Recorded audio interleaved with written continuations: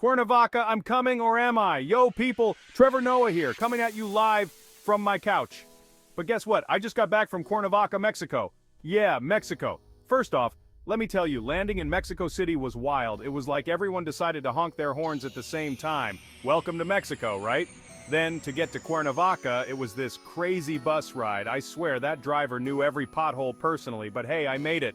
Cuernavaca, they call it the city of eternal spring. And you know what? They ain't lying. The weather was perfect, the air was fresh, and the people were warm and welcoming. Once I got used to the whole, being in a different country thing, I was ready to explore. First stop, Xochicalco. Now, I'm from Africa, we got pyramids, but these Mexican pyramids, whole different vibe. Xochicalco, it's like this ancient city on a hilltop. You climb up and bam, pyramids, temples, even a ball court. The carvings on these pyramids, man, they're intricate. Snakes, jaguars, all kinds of crazy cool stuff. It's like they carved a whole history book into the stone. Our guide was telling us all these stories about ancient rituals and sacrifices. I'm not sure I understood everything, but hey, it's history, right? And with a view like that from the top, worth every step. After all that pyramid climbing, I needed to chill. And let me tell you, the Borda Garden was the perfect spot. This place is like stepping back in time. Imagine a lush garden, fountains, hidden pathways, all surrounded by these high walls. It was built by this super rich silver baron back in the day. He knew how to live, man. You can just imagine him strolling through here, sipping on something fancy, enjoying the peace and quiet. Yeah, the Borda Garden was definitely a highlight. It's like a little slice of paradise right in the middle of Cuernavaca. So, next up, the Robert Brady Museum. Now this Robert Brady, he was an American art collector. And let me tell you, this dude loved Mexico.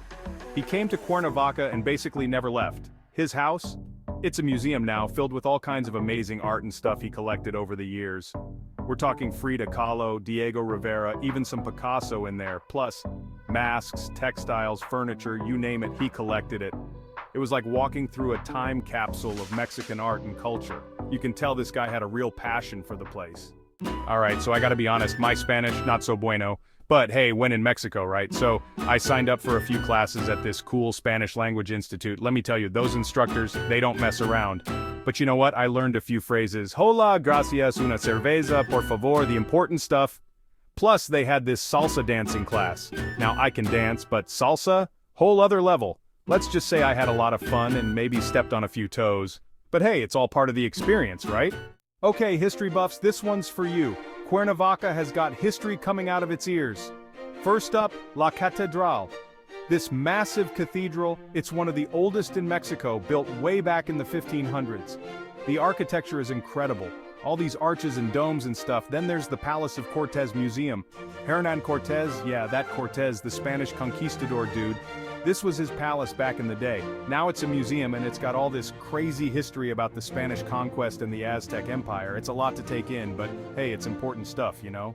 Finally, okay, after all that history and culture, I needed some serious relaxation time. So I hopped on a bus and headed for the beach. Now, Cuernavaca itself isn't on the coast, but it's a short trip to some beautiful beaches. And let me tell you, it was glorious. Sunshine, sand, the ocean breeze. I spent the day swimming, sunbathing, and just soaking it all in. It was the perfect way to end my Cuernavaca adventure. Mexico, you did not disappoint. Hasta la vista, baby.